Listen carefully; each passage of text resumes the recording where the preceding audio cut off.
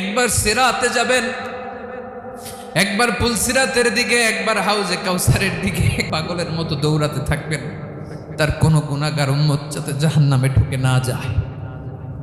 সেদিন কেউ সুপারিশ করতে পারবে না, বিশ্বনবী ছাড়া। কিয়ামতের ময়দানে ওই বিভীষিকাময় সময়ে মুসিবতের কালে মানুষগুলো পাগল হয়ে বিশ্বনবীকে খুঁজতে আরম্ভ করবে।